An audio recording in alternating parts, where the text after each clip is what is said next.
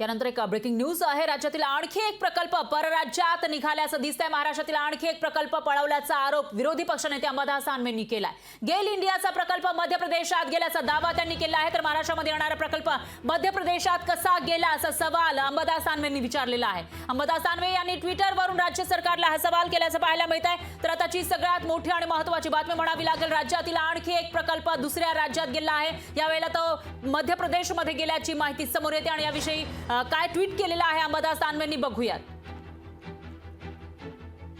राज्यातील अनेक प्रकल्प पळवले जात असल्याचा आरोप होत असतानाच आणखी एक आरोप करण्यात आला आहे। महाराष्ट्राच्या संभाजीनगर किंवा दाभोळ इथं गेल इंडिया या 50,000 कोटींची गुंतवणूक करून इथं क्रॅकिंग युनिट उभारणार होतं गेल इंडिया ही कंपनी। आता हा प्रकल्प महाराष्ट्रात न येता मध्य प्रदेशच्या सिहोर इथं उभारला जाणार असल्याचं अंबादास दानवे यांनी म्हटलेलं आहे।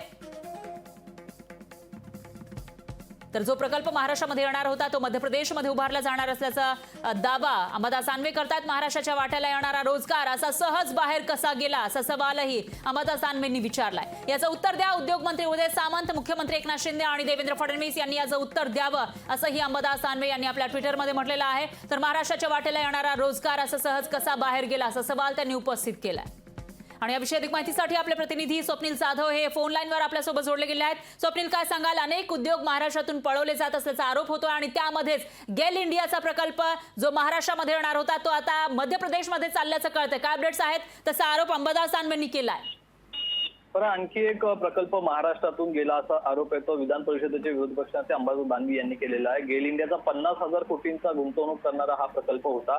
या प्रकल्पाची जो जागा सुद्धा पाहण्यात आली होती संभाजीनगर किंवा दापोली येथे हा प्रकल्प उभारण्यात येणार होता। मात्र हा प्रकल्प आता मध्य प्रदेशात गेल्यामुळे पुन्हा एकदा राजकीय वातावरण तापू लागल्याचं पाहायला मिळालंय। मात्र हा प्रकल्प महाराष्ट्रामध्ये विचारणा करण्यात आली होती का, जागेसाठी विचारणा करण्यात आली होती का, जर विचारणा करण्यात आली होती तर प्रकल्प बाहेर का गेला असे प्रश्न आहेत ते विरोधी पक्षनेते अंबादास दानवे यांनी आता महाराष्ट्र सरकारला, मुख्यमंत्री एकनाथ शिंदे आणि उद्योग मंत्री उदय सामंत तसेच उपमुख्यमंत्री देवेंद्र फडणवीस यांना विचारलेलं आहे। त्यामुळे आता या प्रकल्पावरून पुन्हा एकदा सत्ताधारी आणि विरोधक यांच्यामध्ये आता आपल्याला आरोप प्रत्यारोप पाहायला मिळतात। एकंदरीत वेदांतावरून राजकारण तापलं होतं, तो महाविकास आघाडीच्या काळामध्ये आला होता असा आरोप होता। मात्र आता गेल इंडियाचा प्रकल्प हा नक्की कोणाच्या काळात आला होता, कोणाच्या काळामध्ये कोणाचं सरकार असताना विचारणा केली होती, या सर्व प्रश्नांची उत्तरे आता जनतेला सुद्धा हवी आहेत आणि एकूणच अंबादास दानवे यांनी सुद्धा ट्विटरवरती ट्विट करत या संदर्भात प्रश्नांची उत्तर मागितलेली आहेत। निश्चितच स्वप्नील, आता यामध्ये काय उत्तर दिलं जातं ते बघावं लागेल आणि कधी कुठपर्यंत हा प्रकल्प आलेला होता, ही प्रक्रिया कुठपर्यंत आली होती आणि कसा काय गेला असा सवाल उपस्थित होतोय।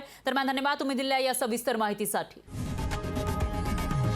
लोकशाही मराठी ऐका, पहा, जागरूक रहा।